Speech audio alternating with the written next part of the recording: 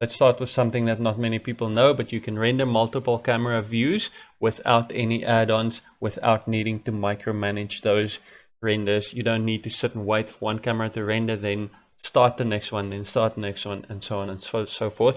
And you can do it without plugins. A lot of people are actually buying plugins for this, and it's not necessary. Let me show you how to set that up. I'm going to create a camera here, shooting that way, a camera view from here and a camera view from there, and then I'm going to tie a camera to each frame and then render a strip animation like that, giving us the different views.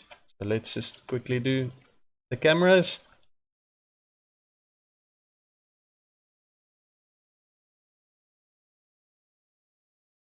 And then just check that they are in fact in view.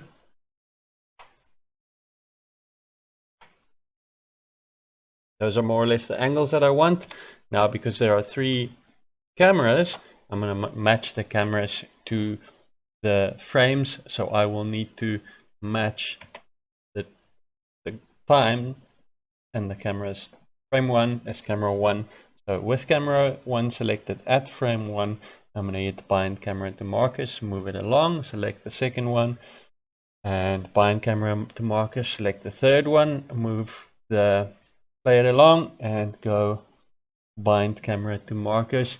You can see there's nothing in the temp folder here, but now if I use Control F, not F as per usual, but Control F, it's going to run through those 3 angles quickly. And there I've done my 3 camera views. Second tip, edges to curves. I have modeled this little compressor, and what I've done with the handle is I've taken a vertex point on this curve over here and over here, and then I extruded that vertex point to make that sort of handle shape, and then made that edge that I got into a curve to give it some thickness. So let's hide this and I'll show you what I mean. So if I select 2 points over here, I'll go duplicate them and then separate them. Now I can, in sub-object mode with those points selected, extrude the points into some kind of a shape that I want. Just kill proportional editing. And then that's the sort of shape that I want. Then I will just hit F to fill that. And then maybe I'll just extrude this one to the next vertex down. Now that is a mesh, so I need to convert it to a curve. So let's just convert it to a curve and collapse the scale. In my curve settings now, I can give it some thickness, and that is how you do that. And then you can convert it to a mesh again. Very nice way to create things based off vertex points in your scene. Next one is check and deselect. That's one that I use quite often. If you wanted to extrude every second phase or something like that, you can select the ring, obviously, and then select check and deselect, and then that gives you the option to extrude every second face in or out, or whichever you want to do.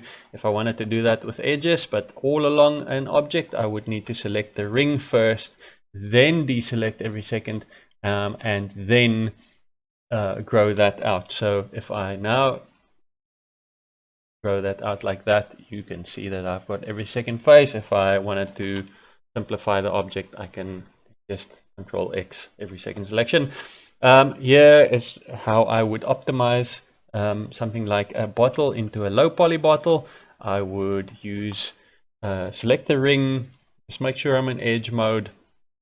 So and then again select every second or deselect every second one, and then grow the loop along the length and hit Control D, and that's you take something from high poly to low poly using check and deselect.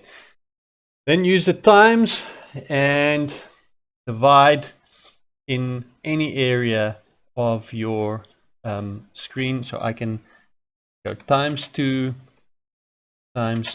in this area, or in my render output I can use that times2, and that's a lot quicker than trying to do the math in how to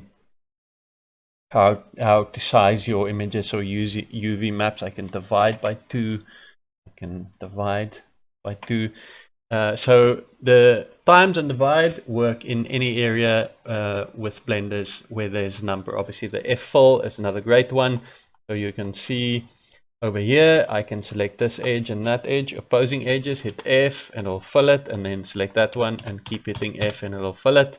I hit F over there, it'll fill it. Over here, I would need to fill it to a corner, then reselect the edge like this, fill, fill, and then select that one, fill, fill. If I just keep going like that, it'll make a bit of a mess there. So just reselect the correct edge and just keep hitting F. Something like this, I would need to select the loop and then just hit F and it'll fill it, which is great. Now the control plus and minus for selection, growing, expanding. If I hit control plus, it'll expand, and then if I have something like the whole thing collected or selected, or an area selected rather, it's probably going to do better with an area, and if I hit control minus, it'll shrink it. Control minus again, and then you can see control minus again. That's a very nice tool, growing selections. Vertex bevel, you probably know about this one. Just shift control B and then scroll up and down. If I selected an inward face, shift control B, or an inner face, I can scroll that up and down, or I can hit P to sort of grow that bevel outwards or inwards. I can then select which way it'll go. That's quite nice because it gives me opportunity to make extrusions from faces that are actually like round on a square face or quads. Vertex merge, so it is very good to know how to merge vertices. So on this one, I will want the first in the selection to merge to the last. So I'll select this one and then hit Q, merge, last. Now the reason this works for me is I can set them up in my quick menu, but you can access all those functions over here. Then on this one, I will merge in the center over here. So select that one, and then go to my merge settings at center. If I had things that I wanted to get rid of overlapping vertices, then I would select everything and then merge by distance and set that distance to 0, and you can see here that would get rid of every overlapping or extra vertices. Copy UV maps. I have a pack here that's quite neatly unwrapped. If I had a number of other packs in the scene, I kept them in their positions. Then if I don't want to copy this pack, because then I need to reposition everything, I can just select them, then select lastly the one I wanted to copy from. That is now my active object. Then hit Control L and go copy UV maps. So it's very nice to know. Copy materials from one to another. Again, same story. I can select the ones I want to copy to, then select the active object last, hit Control L and go link materials. Very nice. Copy modifiers, the same as the maps, the same as the materials. I can select the ones I wanted to copy to, select the one I wanted to copy from. It's light orange. I know that is my active orange, or my active object, because it's light orange. Control L and copy modifiers. Now it applies the same modifier with the same settings to these different objects. Very, very useful. The next one is instancing collections. Now I've done a lot of product and display stands and stuff like that, and what I normally like to do is keep one view close to the camera so the client can see the detail, and then keep one view further back here so the client can give the overall picture, and then you have the close-up and the overall in the same render. It looks good and you save a lot of time. So now the way to set that up is I want to instance this collection based on its name. So I'm going to hit Shift A and create a collection instance, and then just instance the one that I'm interested in, and obviously I can move it to the back, and depending on the view that I want, I can make certain rotations or movements or and adjust it according to what I want. Now you can ask me, why don't you just use Shift D or Alt D, and that will duplicate it as well. Well, the reason for that is, well, firstly, if I edit this, it'll update the other collection, and that's all fine. Alt D does that. Shift D will enable me to copy something over. What it doesn't do is it doesn't do this. So if I now created an extra ottoman here, then it would add that to the second collection. If I just use Shift D, then I would need to manually copy this over and reposition it there. So instance collection just creates an instance of the entire collection, and it is very useful. I've used it many times in store environments where you need to update shelves, or in stock environments where you need to add bottles or six packs or crates or similar areas. Next one is adding a Shrinkwrap modifier based on a vertex group. So you can see I've got this like little nub here, and it follows the curve all along. And the way that it is set up is that it uses a modifier, a Shrinkwrap. That Shrinkwrap is limited to a certain selection of vertices, the ones around the rim here. Let me show you how I've set that up.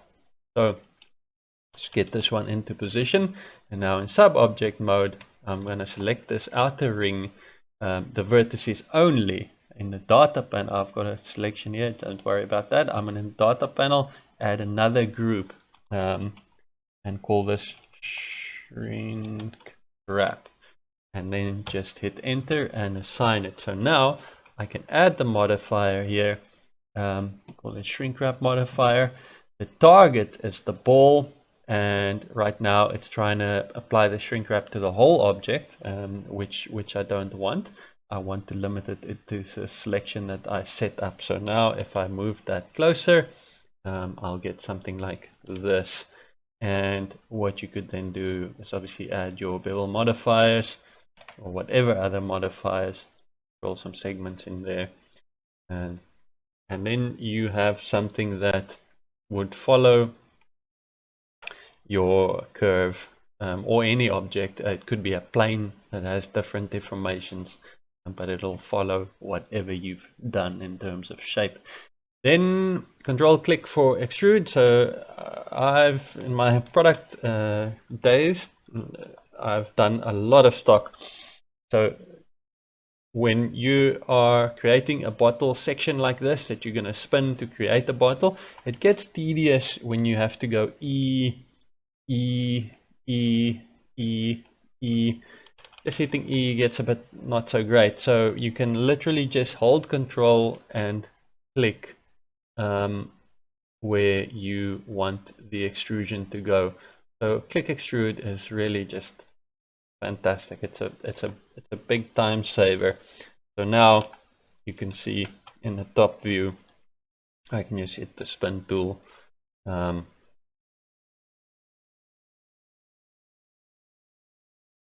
that's very quickly given me the power to create something like that without breaking the E button on the keyboard. Now proportional editing is a selection with a fall off.